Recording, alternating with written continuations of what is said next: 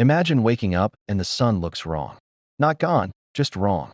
Dim, red, filtered through a haze that never clears. The air tastes like ash. Nothing grows. And you have no idea why the world just turned against you. This actually happened. 74,000 years ago, a mountain in what is now Indonesia exploded with more force than anything humans have ever witnessed before or since. And some scientists believe it nearly wiped our species off the planet.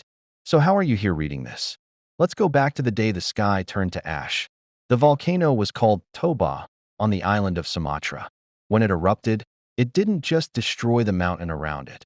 It launched nearly 2,800 cubic kilometers of rock, ash, and gas into the sky. That's roughly 100 times more material than Mount St. Helens released in 1980. Ash fell across an area the size of a continent. Layers of it, as much as 15 centimeters deep, blanketed land thousands of kilometers away, in India, in Africa, on the far side of the Indian Ocean. The sulfur gases shot high into the atmosphere and spread around the entire planet, blocking as much as 90% of sunlight in some regions. Global temperatures dropped by 3 to 5 degrees Celsius, and in the years right after, some places may have cooled by nearly 15 degrees. Plants died. Without plants, herbivores starved. Without herbivores, everything that depended on them, including us, was in trouble. This wasn't a bad season. Scientists estimate the effects lingered for years. Some say up to a decade of volcanic winter, layered on top of an already freezing ice age. This is where the story gets its name, the Toba Catastrophe Theory. Researchers studying human DNA found something strange, a bottleneck, a point in our genetic history where human diversity collapses, as if almost everyone alive at the time had died. Some scientists calculated that as few as 3,000 to 10,000 people may have survived the aftermath. Out of an entire species, global population crushed down to the size of a small town. Imagine that. Not a war. Not one bad harvest.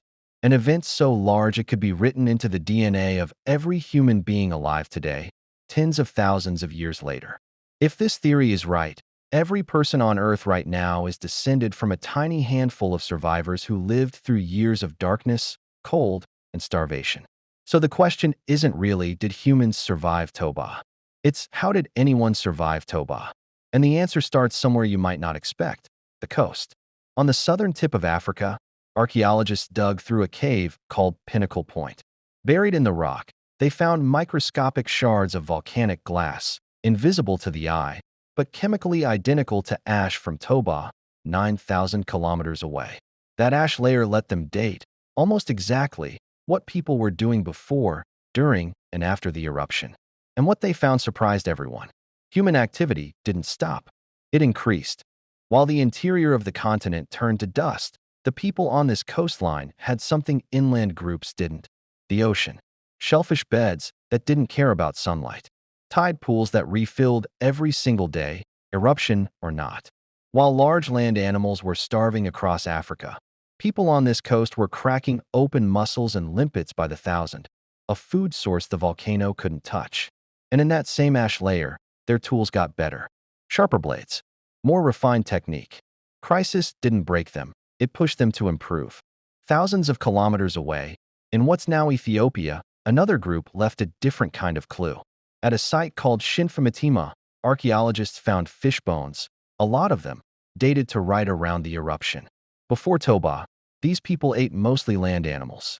After Toba, during the driest, harshest stretches, they were catching nearly 4 times more fish than before. Rivers and water holes became lifelines when the land dried up. And buried in that same layer, researchers found thousands of tiny sharpened stone points, possibly the oldest evidence of bow and arrow hunting on the planet. Think about what that means. In the middle of one of the worst environmental disasters in human history, someone looked at their situation and invented a completely new way to get food. Not by luck, by necessity. Half a world away, in India, archaeologists found the exact same pattern. Stone tools that didn't disappear when the ash fell. They just continued, kept getting made, generation after generation, like nothing had happened. So here's where scientists actually disagree. The original Toba Catastrophe Theory says we were nearly erased, dropped to a few thousand survivors clinging to life. But this newer archaeological evidence tells a very different story. Not collapse, but adaptation. It's possible both are true at once. Some populations, in the wrong place, may have been wiped out entirely. Others, in the right place, near a coast, near a river, didn't just survive. They thrived and came out the other side with better tools than they went in with. Either way, one pattern shows up on every continent scientists have checked. Wherever the eruption hit hardest, the humans who made it through were the ones who could change their entire way of life overnight. Not the strongest humans, not the smartest, on paper. The ones who could look at a world gone wrong and immediately ask, what's still here that I can use? Every species on Earth survives by being good at one thing. Sharp teeth, thick fur, camouflage, speed. When the environment changes fast enough, that one thing stops working and the species disappears.